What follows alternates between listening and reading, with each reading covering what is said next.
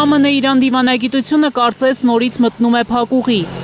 Թրամփի վարչակազմը, որ հավանաբար բանակցությունների 3 ռաունդների ժամանակ չի կարողացել ուզածին հասնել, հիմա առավելագույն ճնշման քաղաքականությամբ է փորձում վախեցնել Թեհրանին։ Իրանին ճնշելով Թրամփը սպառնում է նաև նրա հետ առևտուրանողներին։ Կարգադրել է ԱՄՆ ղեկավարը, եթե ինչ-որ մեկը պետություն անհատ հանդգնի նավթամթեր գնել Իրանից, կբախվի երկրորդական պատժամիջոցների նահանգներից։ Ես 3 երեկոյան պատժամիջոցներ կիրառեցի։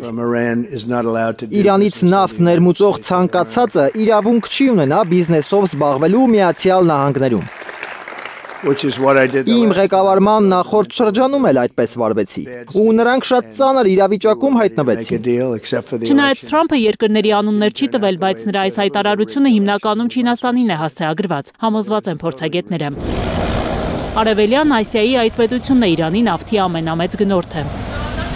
Իրանի արտահանվող նավթի մոտ 80-ից 90%-ը գնում է Չինաստան։ Օրական միջինը 1,38-ից 1,7 միլիոն բարել իրանական նավթ է ներմուծում Չինաստանը։ Այս պատժամիջոցները կարող են լուրջ ազդեցություն ունենալ միջազգային առևտրի վրա։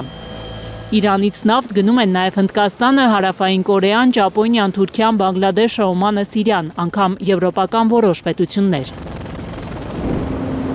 Նահանգներն այս որոշումը կարծես ընդունել է ԱՄՆ-Իրան միջուկային բանակցությունների 4-րդ փուլի հետաձգման ֆոնին,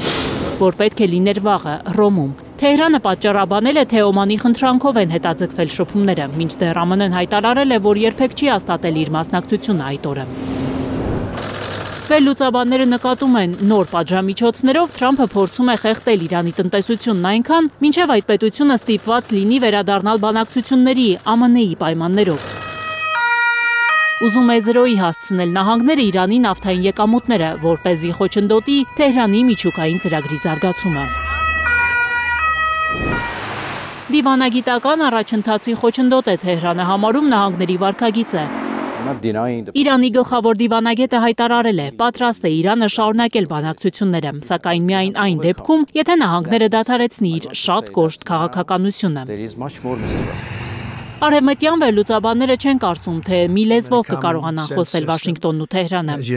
Բացի միջուկային զենք ստեղծելու մտքից հրաժարվելը, ԱՄՆ-ն պահանջում է, որ Իրանը սահմանափակի իր հրթիռային ծրագիրը, ինչ որ չափով զինաթափվի։